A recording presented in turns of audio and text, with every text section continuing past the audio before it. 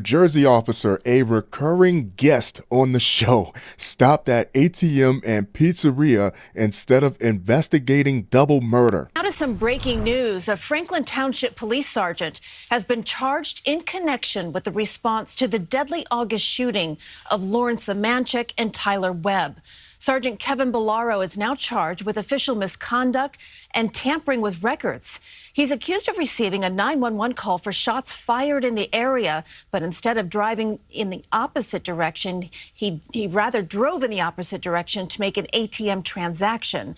Investigators say Semanchik's ex-boyfriend, New Jersey State Trooper Richard Santos, killed the couple before turning the gun on himself. It's been a banner year for New Jersey law enforcement. What you thought? You let the killer work it out of his system? No sense in 3 people getting shot, right? How courageous of you. You do the badge proud. What, you get the call and figured you skip this mission, pass the showcase, take a knee, sit this one out, get yourself a slice, not too hot, completely shirking your obligations as a first responder. You were all those people had, and you decided to turn and drive in the opposite direction. A New Jersey officer has been charged with misconduct after prosecutors say he didn't quickly respond to and properly investigate reports of a shooting that turned out to be a double murder, instead stopping at an ATM and pizzeria. I can't sit here and tell you that I think it's all officers, but when you get these handful of cops that behave like this, it makes you all look terrible. Franklin Township Police Sergeant, we're talking about a veteran here, Kevin Bollaro, was the on-duty officer on the evening of August 1st when police received 911 calls reporting gunshots and screaming in Pittstown, about 60 miles from Manhattan in central New Jersey, according to Hunterdon County Prosecutor Renee Robeson's office. But rather than responding immediately, prosecutors say GPS data and surveillance video show Bollaro drove nearly 2 miles in the opposite direction of the caller's location to a bank ATM. They have contact with all of the resources that someone who is subjected to abuse might reach out to. They have contact with all of the shelters. They know where the shelters are. They work with the shelters on a regular basis. They are in courtrooms on a regular basis. And so if you went to a judge and asked for a protective order or asked for a prosecution, these are judges and prosecutors who are working with these officers every day. They are parts of the system that we have entrusted with the safety of victims of intimate partner violence. And because they are parts of that system, it is very, very difficult to protect people whose abusers are police officers. At this point, anything is possible. I wouldn't even put it past him and a few of his law enforcement buddies having an unofficial red flag on the house or being prompted to not respond to that address. This is too on the nose. It's almost like he knew what was going to happen and was trying to buy his cop buddy some time. Then he didn't even stop along the way. He drove 2 miles in a different direction. This has to be the most blatant, egregious dereliction of duty in recent history. Dispatchers relayed other calls from concerned neighbors as Bollaro proceeded toward their locations without activating his police vehicle's emergency lights and sirens, they said. Now, we all know you can hear sirens from a long distance away. Maybe activating the sirens, if you weren't so unfashionably late, would have shook the killer and caused him to make a mistake and leave early or cut what he had to do to get the hell out of there. When he arrived at the location of the first caller, he didn't go straight to the house. He went to the caller first. We're wasting precious minutes here.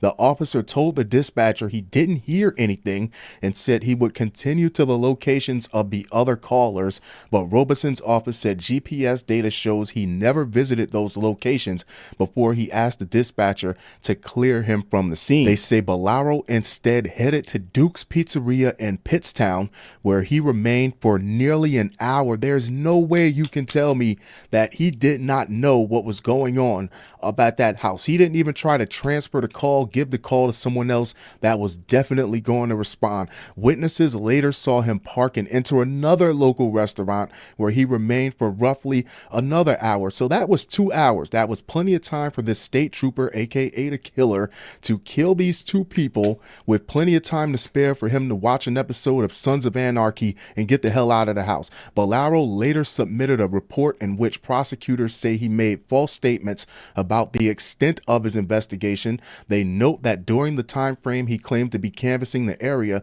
the officer was already en route to the pizzeria. Complete and utter failure.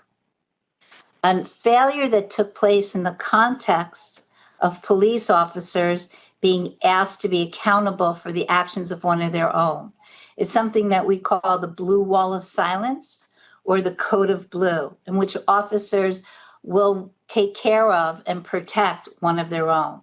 We believe that that is exactly what happened in this circumstance. The total apathy and inaction that met Lauren Semanchik when she came to you, law enforcement, for help with this Lieutenant Santos not only enabled Lieutenant Santos, it emboldened Lieutenant Santos to carry out this grisly action. You were not helping your brother. If you really wanted to help a fellow police officer, you should have forced him to seek professional help, and maybe the two sides would be alive today. Their blood is on your hands because you chose to do absolutely nothing when this woman pleaded with you for help. The following day, August 2nd, the bodies of Lauren Semanchik, 33, and Tyler Webb, 29, were found in a home roughly 600 feet away from the location of the first 911 caller.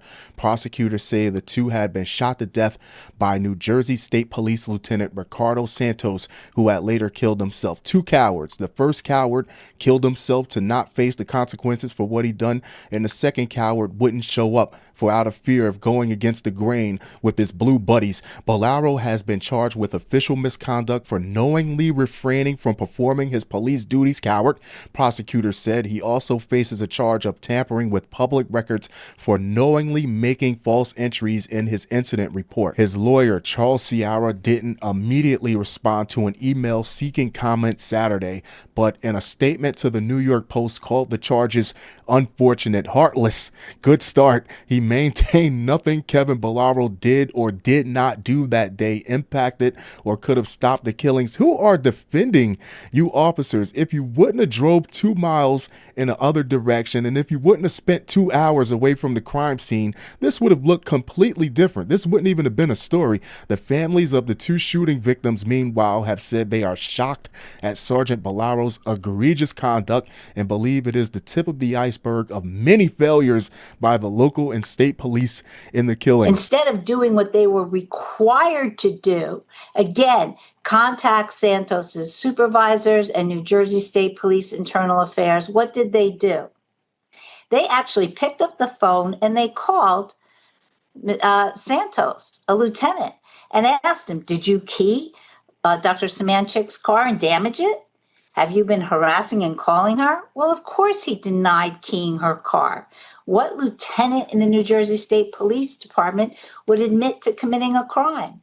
Although he did admit to calling her. And what did they do? They told him to back off. Of course, I love to hear your thoughts on this. I love to hear your opinions on this. Your entire establishment, your entire law enforcement establishment gave this man a free pass and an opportunity to kill these two people for no other reason than he had a badge, just like you did.